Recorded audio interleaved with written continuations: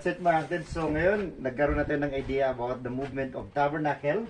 So Shiloh, napaka-importante. And then, ito yung mga places, mga lugar kung saan napunta yung tabernacle. Okay. I mean, yung Ark of the Covenant. So, now, sabi ko sa inyo, dito sa Shiloh, dito rin mga kapatid, na-divide ang land inheritance of the tribes of Israel. So, kaya ngayon, dito makikita natin sa mapa na ito, ano? Okay? So, hindi kasi dito, Sis Joy. So, dito natin makita yung iba't ibang pangalan ng bawat tribes ng Israel, mga kapatid, kung saan napunta yung mga lupa sa kanila.